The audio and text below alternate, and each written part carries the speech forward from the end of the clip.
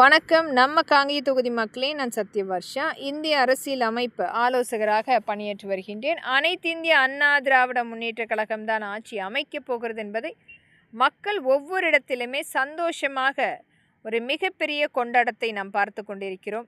ஒவ்வொரு நம்மளுடைய வாக்கு சேகரிக்கக்கூடிய அனைத்து இந்திய அண்ணா திராவிட முன்னேற்ற கழகத்தின் வேட்பாளர்களுக்கும் நம்மளுடைய கூட்டணி கட்சி வேட்பாளர்களுக்கும் மிகப்பெரிய அமோக வரவேற்பு கொடுத்து கொண்டிருக்கின்றார்கள்.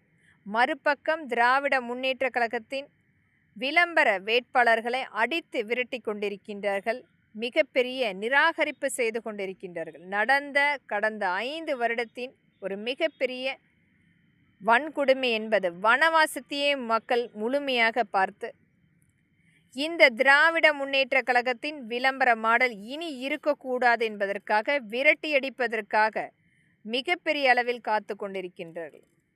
நம்பிக்கையை இழந்த மக்களுக்கு மீட்டெடுக்கக்கூடிய ஒரே ஆட்சி அமைப்பு அனைத்து இந்திய அண்ணா திராவிட முன்னேற்ற கழகம்தான் என்று மக்களும் மிகப்பெரிய அளவில் எதிர்பார்த்து கொண்டிருக்கின்றார்கள். நம்பிக்கையோடு ஒவ்வொரு இடத்திலுமே வேடம் தரித்து பல வகையில் வந்து மக்களை இன்றைக்கு ஏமாற்றி விடலாம் என்று ஒவ்வொரு நாளுமே கதை வசனம் மிகப்பெரிய அளவில் புதிய விளம்பரங்களை எடுத்து வந்து மக்களை நம்ப வைக்க வேண்டும் என்று நடித்து கொண்டிருக்கும் இந்த திராவிட முன்னேற்ற கழகத்தினுடைய விளம்பர மாடல் நமக்கு தேவையா, அல்லது நமக்காக இன்றைக்கு ஒருவர் ஒரு மிகப்பெரிய அளவில் எண்ணற்ற திட்டங்களை நம்முடைய அனைத்து இந்திய அண்ணா திராவிட முன்னேற்ற கழகத்தின் ஆட்சியில் நம்மளுடைய மாண்புமிகு புரட்சி தலைவி அம்மா இறந்ததுக்கு பின்பு 4.5 வருடம் என்பது ஒரு கடினமான காலகட்டம்.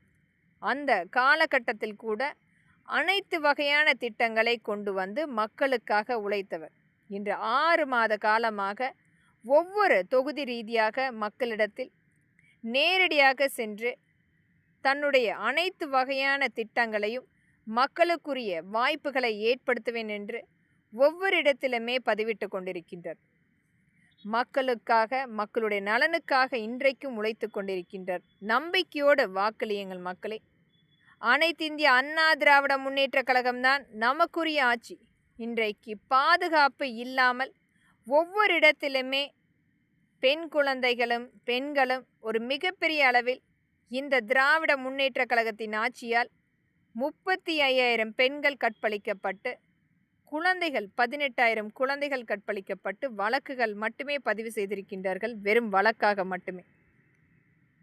இன்னும் அதன் முதல் தகவல் அறிக்கை கூட சரிவர பதிவு செய்யாமல் நிராகரிப்பு மட்டுமே பாதிக்கப்பட்டவர்களுக்கு, ஒரு மிகப்பெரிய குற்றவாளிகளுக்கு துணையாக நின்று கொண்டிருக்கிறது.